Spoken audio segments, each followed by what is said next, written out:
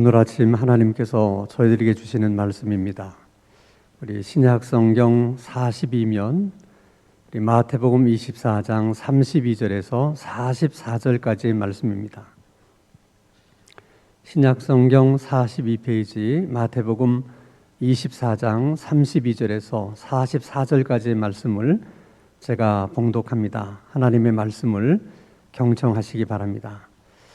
무화과 나무의 비유를 배우라. 그 가지가 연하여지고 잎사귀를 내면 여름이 가까운 줄을 아나니 이와 같이 너희도 이 모든 일을 보거든 인자가 가까이 곧 문 앞에 이른 줄 알라.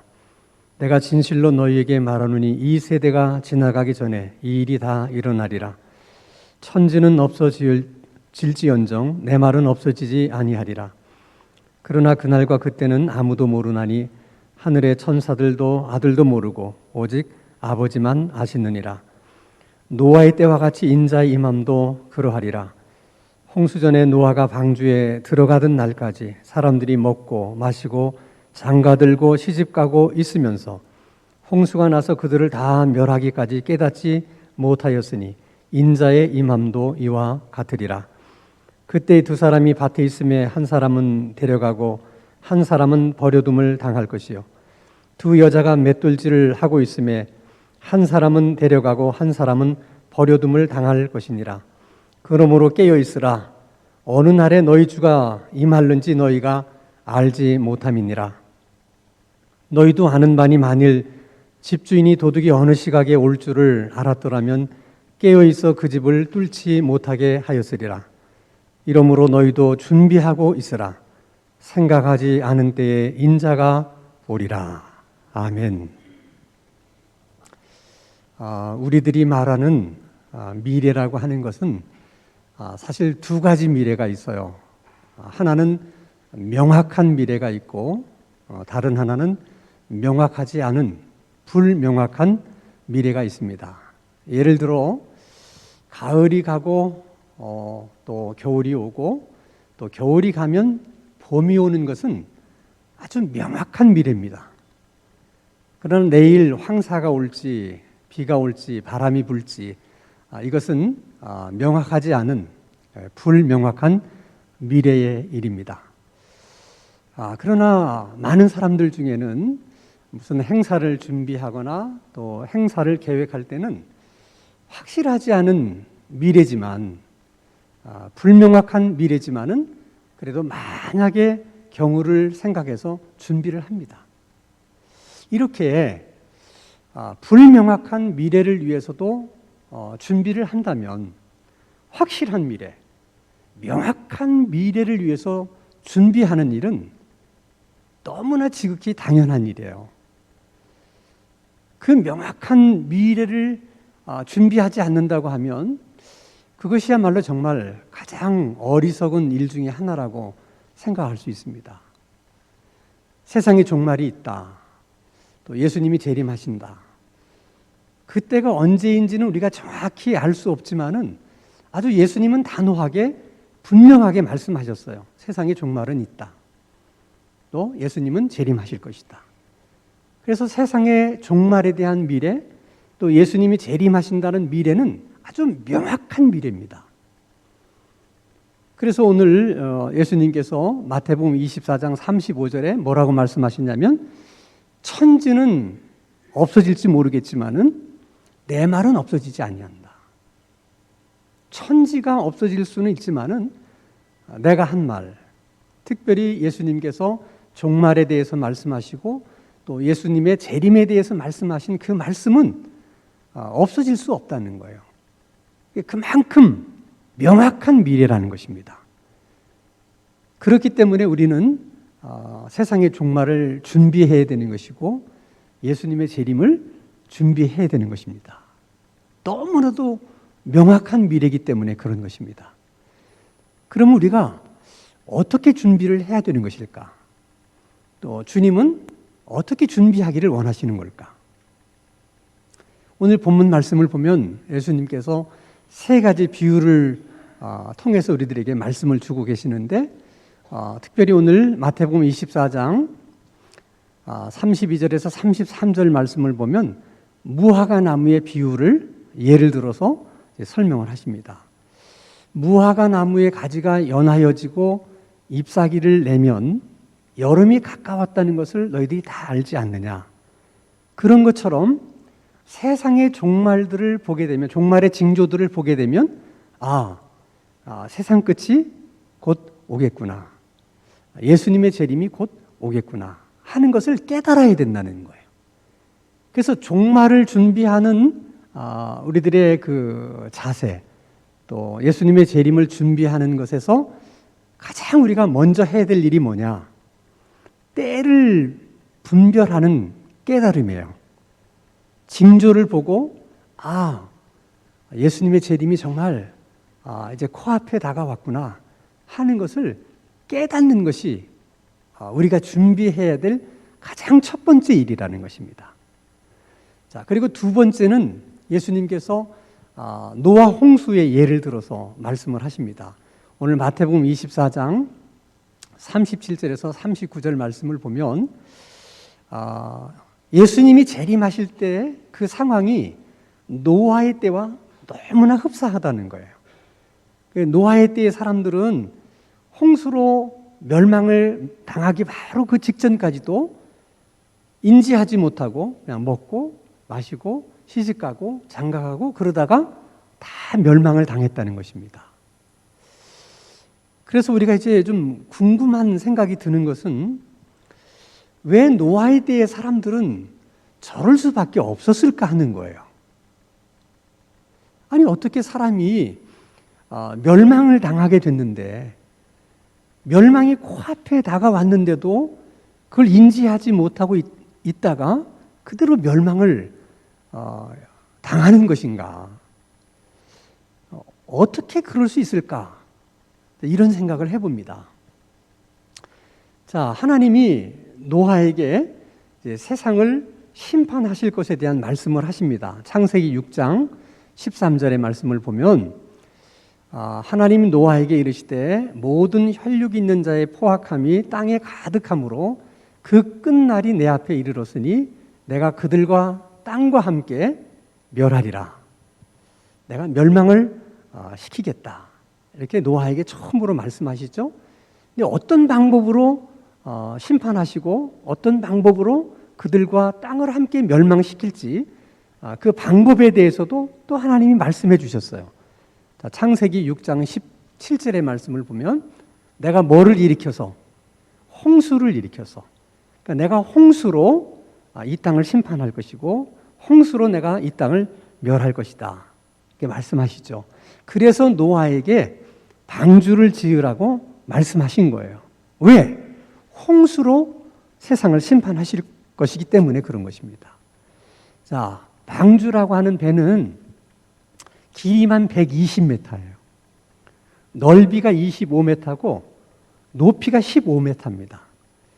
그 정도의 배의 크기는 오늘날의 선박으로 이렇게 비유하면 한 14,000톤 정도 되는 꽤 큰 배입니다. 여러분 14,000톤 정도 되는 배는 굉장히 큰 배 중에 속합니다. 그러면 현대 장비를 가지고도 그 정도 크기의 선박을 만들려고 하면 꽤 많은 시간이 걸려요. 근데 현대 장비도 없던 그 시절에 노아가 그렇게 큰 배를 어떻게 만들었을지 정말 상상이 잘 되질 않아요. 아마 제 생각에는 아침밥 먹고 방주를 만들고 또 점심밥 먹고 나면 방주를 만들고 또 저녁밥 먹고 나면 방주를 만들고 잠자고 일어나면 또 방주를 만들고 그렇게 노아가 온 가족이 오직 방주 만드는 일에만 아마 전념을 했지 않았을까. 그렇게 해도 굉장히 많은 시간이 걸렸을 거예요. 자, 그러면 동네 사람들이 노아의 하는 일을 보면 굉장히 궁금하지 않겠어요? 아니 자기들은 아침을 먹으면 뭐 밭에 가서 일을 하거나 또 점심을 먹고 나서는 뭐 또 좀 휴식을 취하거나 저녁을 먹고 나서는 또 뭐 술을 마시고 이렇게 재미나게 놀거나 자기들은 그렇게 사는데 노아와 그 가족들은 그저 밥 먹고 나면 방주를 만들고 또 잠자고 일어나면 또 방주를 만들고 왜 궁금하지 않겠습니까? 그래서 물어봤을 거예요. 도대체 뭐를 만들려고 그러는 거냐? 그리고 지금 뭐를 하고 있는 거냐? 만약에 사람들이 그렇게 노아에게 물었을 때 노아가 뭐라고 대답했겠어요? 하나님께서 노아에게 말씀하신 그대로 이야기를 해줬을 거예요. 하나님이 이 땅을 멸망하시기로 작정하시고 홍수로 이 땅을 멸망하시겠다고 말씀하셔서 지금 내가 큰 배를 만들고 있는 중이다. 그래도 아무도 그걸 믿지 않는 거죠. 사실 그때로 돌아가서 우리들이 그 사람들의 입장이 되었다고 한번 생각해 보면 믿어지는 것이 쉽지는 않았을 거예요.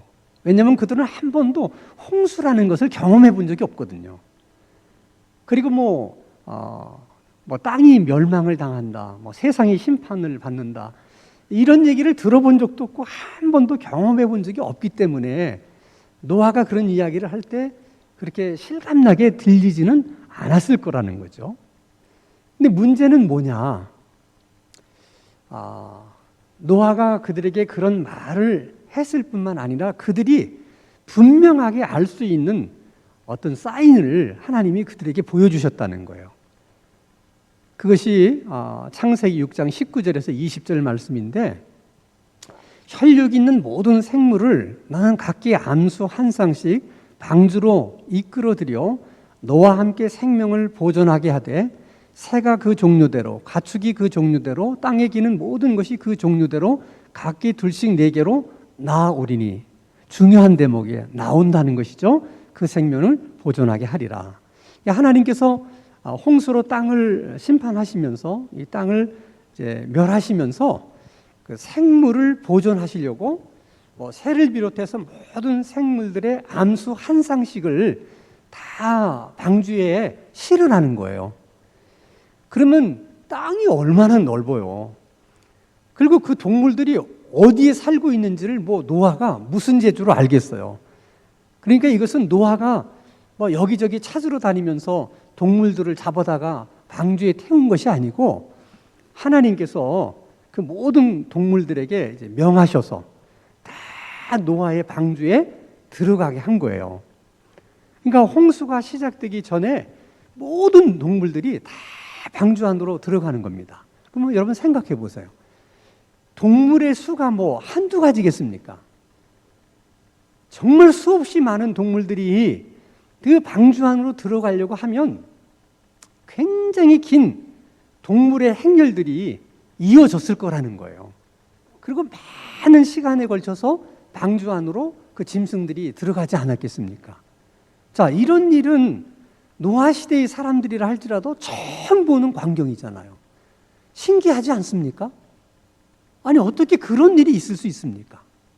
동물들이 자발적으로 줄을 맞춰가지고 방주 안으로 들어가는 그 광경이 어떻게 신기하지 않을 수가 있겠습니까? 그러면 당연히 노아 때의 사람들은 그 광경을 보면서 노아가 자기들에게 한 말을 생각했어야 된다는 거예요. 근데 그것을 보면서도 아무도 노아가 자기들에게 한 말을 생각하지 못했다는 거예요. 근데 그런 것은 그 원리가, 영적인 원리가 동일하다고 지금 예수님 말씀하시는 거예요. 예수님은 세상에 종말이 있기 전에, 예수님이 재림하시기 전에 종말의 징조들을 많이 보여주실 텐데, 그날에 많은 사람들이 그 징조를 보면서도 주님께서 말씀하신 이 말씀을 한 번쯤은 생각해야 되는데 생각하는 사람들이 없다는 거예요. 그 많은 징조를 보면서도 아무 생각이 없는 거죠. 자, 예수님이 이제 세 번째로 이제 이렇게 비유로 들어 말씀하신 것은 이 노아 홍수의 비유와 이제 도적의 비유를 드는데, 노아 홍수의 이 비유를 우리가 이렇게 생각해 보면서 언뜻 이런 생각은 우리가 이제 할 수가 있어요. 예수님은 노아의 때와 또 주님이 재림하실 때가 거의 비슷하다, 동일하다 이렇게 말씀하셨지만 어떤 면에서는 좀 동일하지 않는 부분도 있지 않을까. 왜냐하면 노아 홍수 때의 사람들은 홍수를 경험해 본 적도 없고 심판을 뭐 듣거나 보거나 경험해 본 적이 없어요. 자, 그러나 오늘 우리들은 홍수도 경험해 본 적이 있고, 또 소돔과 고모라가 하나님의 심판을 받아서 멸망받은 것도 우리가 알 수 있고, 그 이외에도 뭐 폼페이 도시가 이렇게 화산 폭발로 멸망한 사건도 우리가 역사적으로 알고 있고, 우리들은 그런 사실들에서 인지하고 있는 것들이 많이 있기 때문에 적어도 예수님께서 세상에 종말이 있을 것이다, 또 예수님이 재림이 있을 것이라고 하는 말씀이 노아 시대의 사람들처럼 우리들은 그렇게 생소하지는 않잖아요. 그래도 그럴 수도 있겠다, 그런 생각을 가질 수 있지 않겠습니까? 근데 그럼에도 불구하고 왜 예수님이 재림하시는 그때가 노아의 때와 같다고 그렇게 말씀하셨을까? 그 이유가 누가복음 21장 34절에 나와 있어요. 자, 너희는 스스로 조심하라. 이 말씀이 중요해요. 스스로 조심하라. 스스로 조심하지 않으면 너희들이 방탕함과 술 취함과 생활의 염려로 마음이 둔하여진다는 거예요. 너희들이 스스로 조심하지 않으면 마음이 둔해져서 동물들이 떼를 지어서 방주 안으로 들어가는 걸 보면서도 아무 생각이 없었던 것처럼 종말의 징조들이 많이 보임에도 불구하고 아무 생각을 못한다는 거예요. 마음이 둔해졌기 때문에. 그래서 마음이 둔해지지 않도록 스스로 조심해야 된다는 거죠. 자, 이런 경우도 생각해 볼 수 있죠. 예수님의 재림의 말씀을 듣고 그래, 주님이 오신다는 말씀을 하셨기 때문에 내가 늘 깨어서 기도하면서 예수님의 재림을 기다려야 되겠다. 그래서 많은 날 기다렸는데 안 오세요, 주님이. 이게 어느 순간에 지쳐가지고 주님이 뭐 내 당대에는 절대로 오지 않을 것 같다. 그래서 그동안 그냥 믿고 기다렸던 시간들이 너무 아까워가지고 어차피 뭐 내 당대에 오지 않을 거니까, 그래서 그냥 술 마시고 또 뭐 방탕하게 살면서 이렇게 세속적인 삶을 살 수가 있다는 거예요. 왜 잘 기다리다가 그런 삶을 살게 되느냐? 스스로 조심하지 않았기 때문에 마음이 둔해져서 그러는 거예요. 그러니까 예수 그리스도의 재림을 기다리면서도 마음이 둔해지게 되면 그렇게 돌아갈 수 있는 거예요. 또 하나 중요한 사실은 종말의 징조 가운데 하나가 기근이에요. 기근이라고 하는 말은 무슨 말이냐면 종말의 때에는 사람들이 먹고 살기가 힘들다는 거예요. 지금도 마찬가지예요, 여러분. 하루 벌어서 하루를 먹고 사는 사람들에게 있어서는 내일이나 미래를 생각하기가 힘들어요. 아니, 오늘 하루를 살아내는 것도 버거운데 어떻게 내일을 생각하고 미래를 생각할 수 있는 마음의 여유가 있겠습니까? 쉽지 않아요. 종말의 때에는 우리가 그런 것으로 인해 가지고 마음이 둔해질 수 있다는 거예요. 둔해질 수 있다. 생활의 염려로 너희들의 마음이 둔해질 수 있다. 그러면 우리가 어떻게 하면 이 마지막 때에 마음이 둔해지지 않을 수 있도록 우리 자신들을 잘 지키고 조심할 수 있을까? 그것은 기도밖에는 없어요. 그래서 예수님께서 도둑의 비유를 말씀하십니다. 오늘 마태복음 24장 42절에서 44절 말씀을 보면, 자, 도둑이 언제 올 줄을 안다면 누구나 다 그때 깨어 있어서 도둑이 오는 것을 막을 수 있을 거라는 거죠. 근데 문제는 뭐예요? 도둑이 언제 올지를 모르기 때문에 항상 깨어서 대비하지 않으면, 준비하지 않으면 도둑을 맞게 된다는 거예요. 그러니까 깨어 있어서 항상 준비하는 것이 중요하다는 거죠. 마음이 둔해지지 않으려면 항상 깨어 있는 게 중요해요. 그러면 항상 깨어 있다는 말이 무슨 말이냐? 자, 예수님이 겟세마네 동산에서 기도할 때 제자들이 졸고 있었어요. 그때 예수님이 깨어 있어 시험에 들지 않게 기도하라 이렇게 말씀하셨어요. 그것은 졸지 말고 기도하라라고 하는 말씀의 의미도 있지만은 항상 성경에서 기도하라는 말은 깨어 있으라는 말과 같은 의미로 씁니다. 그러니까 영적으로 깨어 있다고 하는 표현이 뭐냐? 기도한다는. 그러니까 우리가 늘 기도하는 삶을 살아가는 사람은 영적으로 보면 깨어 있는 사람이고, 우리 삶 속에 기도가 없으면 영적으로 보면 잠들어 있는 사람이다. 잠들어 있는 신앙이다. 그런 거예요. 그러니까 마지막 때에 생활의 염려로 인해서 우리 마음이 둔해지지 않을 수 있도록 하는 유일한 방법이 뭐냐면 기도하는 것이다. 깨어 있는 것이다. 그것으로서 우리가 예수님의 재림을 준비할 수 있는 거예요. 자, 빌립보서 4장 6절 말씀을 보면 아무것도 염려하지 말고 모든 일에 기도로 또 감사로 하나님께 구하라. 모든 일에 기도할 수 있는 사람은 아무것도 염려하지 않을 수 있어요. 그러니까 모든 일에 염려하고 걱정하는 사람은 하나님께 아무것도 구할 수 있는 게 없어요. 그렇기 때문에 염려할 것이냐 기도할 것이냐 하는 것은 우리의 선택에 달린 문제예요. 베드로전서 5장 7절의 말씀에도 보면 너희 염려를 다 주께 맡겨라. 기도라는 게 뭐냐? 염려를 주님께 맡기는 거예요. 그러니까 염려를 맡길 것이냐 내가 할 것이냐 하는 것도 내가 선택하는 거예요. 그래서 우리가 평소에도 늘 기도하면서 신앙생활을 하지만은 특별히 종말의 때에는 더 많이 기도해야 된다는 거예요. 기도로 깨어 있어야 된다는 거예요.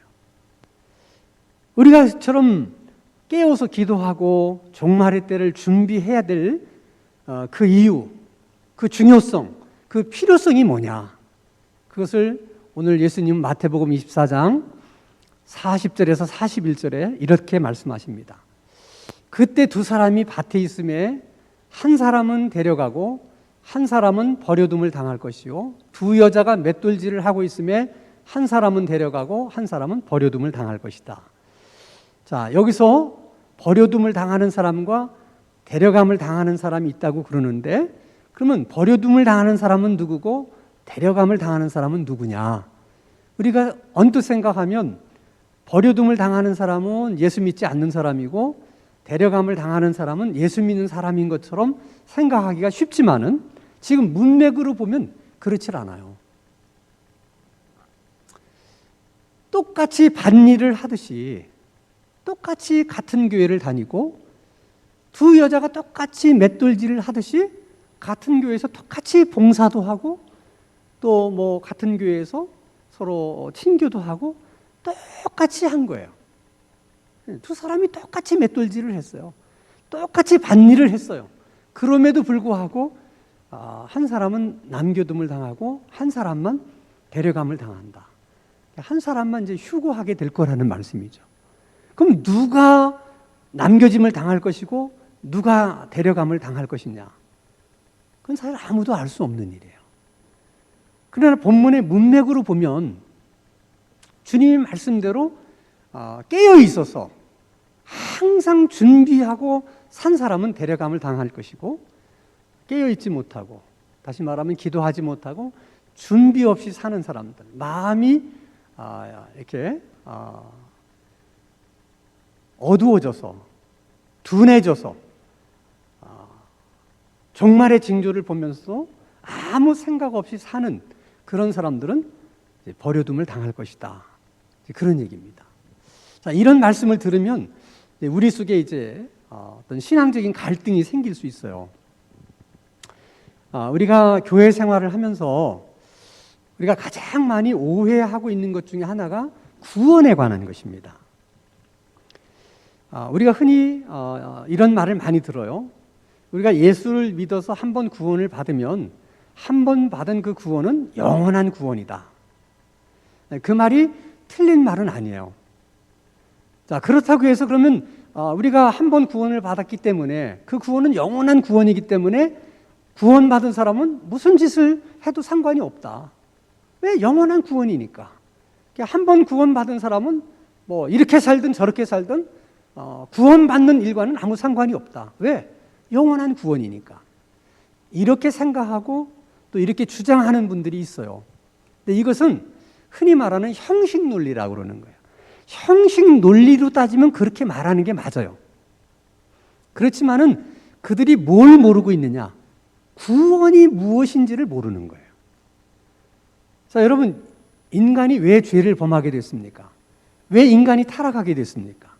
그것은 최초의 인간인 아담이 하나님의 말씀에 불순종했기 때문에요. 그래서 타락한 것이고 죄가 세상 가운데 들어온 것입니다. 그러면 구원은 어떻게 이루어졌습니까? 두 번째 아담이신 예수님이 하나님의 말씀에 100% 순종함으로 인해서 구원을 하나님께서 만들어서 우리에게 주신 거예요.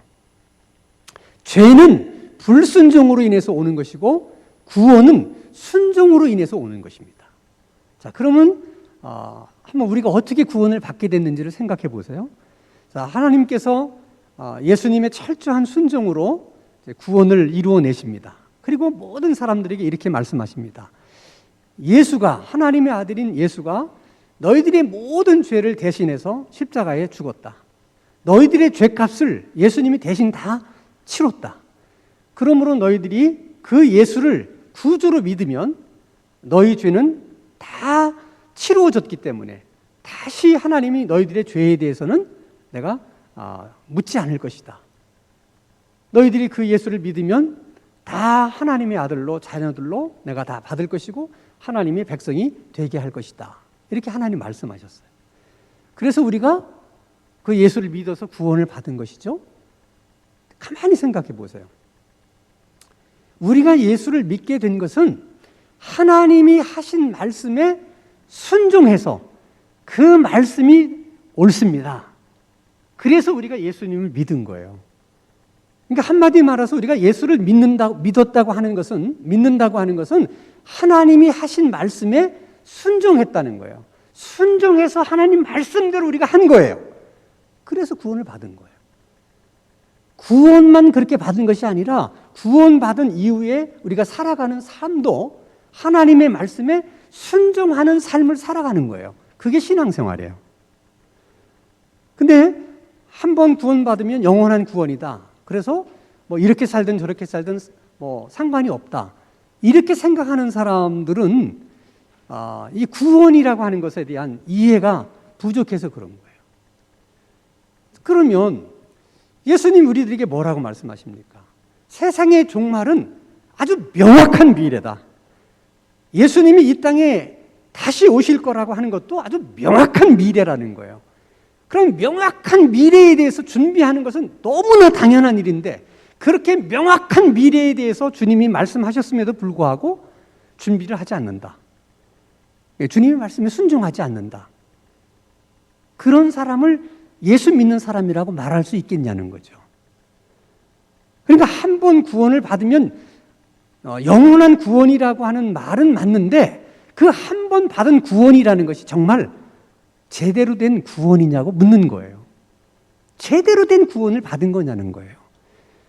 말씀에 순종해서 구원을 받았다면 사는 것도 말씀에 순종해서 살아야지 그것이 신앙생활이지. 구원은 말씀에 순종해서 받아놨다고 해놓고 사는 것은 불순종하면서 사는 것이 그걸 어떻게 구원받은 사람이라고 말할 수 있겠냐는 거예요. 그래서 신앙생활하는 사람들에게 있어서 가장 중요한 것은 하나님 말씀에 순종하는 거예요.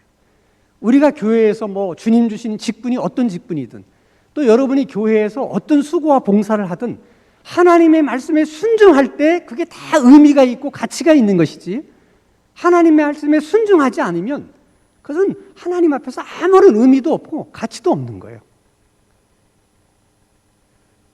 만약에 우리 시대에 주님이 오신다면 우리 가운데서도 어떤 사람이 데려감을 당할 것이고 어떤 사람이 버려둠을 당할 것인지 아무도 장담할 수 없어요.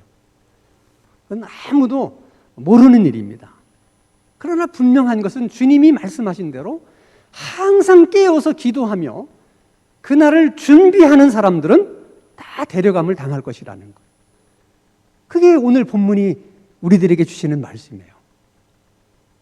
바라기는 정말 주님이 오실 때 오늘 예배드리는 우리들 중에는 한 사람도 버려둠을 당하는 사람이 없이 모두 다 데려감을 당할 수 있는 그런 하나님의 구원의 은총이 우리들에게 있게 되기를 주님의 이름으로 축원합니다. 거룩하신 아버지 하나님, 우리의 노후를 위해서 우리가 보험을 준비하고 또 연금을 준비하는 것처럼 우리가 항상 깨어 기도함으로 세상의 종말과 주님의 재림을 준비할 수 있는 우리들이 되게 하여 주시옵소서. 노아의 때를 교훈 삼아 똑같은 실수를 반복하지 않게 해주시고 우리 중에는 한 사람도 남겨지는 사람 없이 모두 다 데려감을 당하는 하나님의 구원의 은총이 있게 하여 주시옵소서. 예수 그리스도의 이름으로 기도하옵나이다. 아멘.